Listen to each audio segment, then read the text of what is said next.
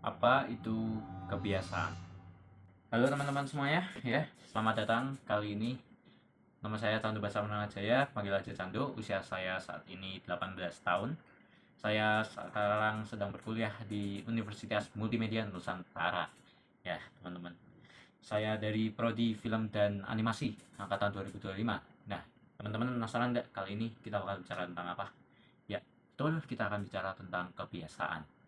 Nah, sebelum kita lanjut lagi ya teman-teman, kali ini mungkin dimulai dengan saya menyebutkan kebiasaan-kebiasaan saya dulu ya, terutama kebiasaan baik terlebih dahulu.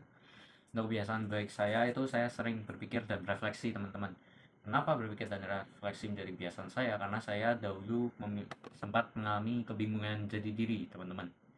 Jadi sekarang saya hingga saat ini pun saya masih sering berefleksi, memikirkan saya tuh ngapain gitu. Saya masih suka berpikir. Kemudian untuk kebiasaan kedua saya suka olahraga ya teman-teman. Nih, ya kan? Nah, olahraga bisa nge-gym, kemudian saya juga suka main badminton.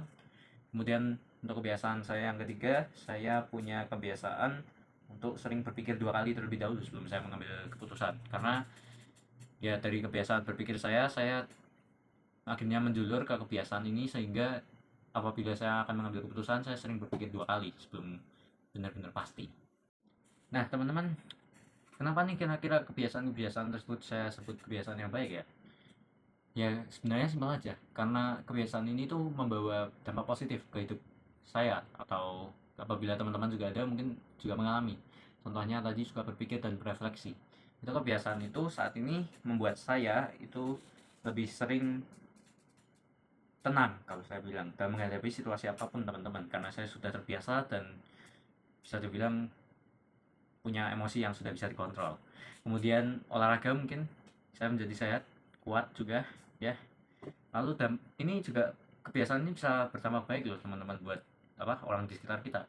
Kenapa? Karena apabila kita tidak mengalami masalah, orang-orang di sekitar kita seperti misalnya keluarga itu tidak perlu merasa khawatir dengan kita. Kita bisa tidak membebani mereka kalau saya bilang ya. Oke, sekarang aku bakal nyebutin kebiasaan-kebiasaan burukku ya teman-teman.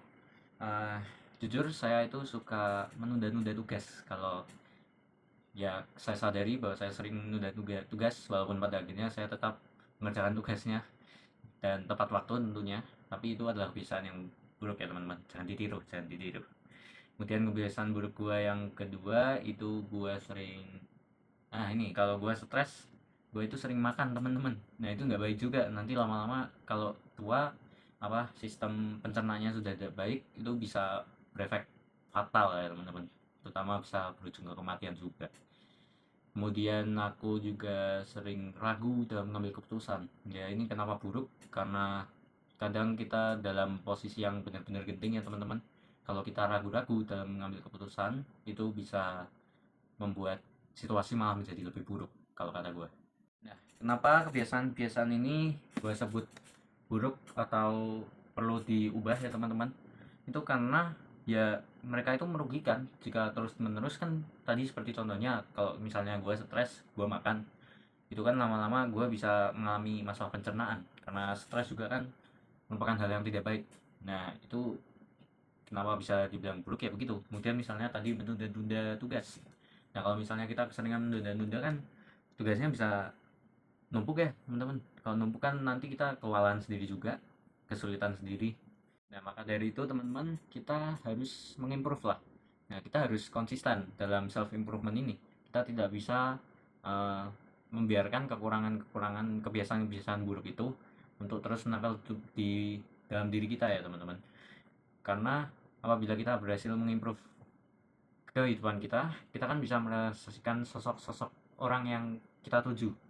Tujuan kita tuh, kalau saya sendiri ya, kalau saya bilang saya itu bertujuan untuk menjadi seseorang yang bisa memberi contoh kepada orang lain. Saya bisa menjadi sosok yang dipandang, saya bisa menjadi contoh lah, jadi public figure yang membawa manfaat bagi teman-teman. Maka dari itu saya ya akan berusaha, dan kepada teman-teman sekalian juga ikut berusaha bersama saya ya. Oke, gitu saja buat video kali ini. See you next time.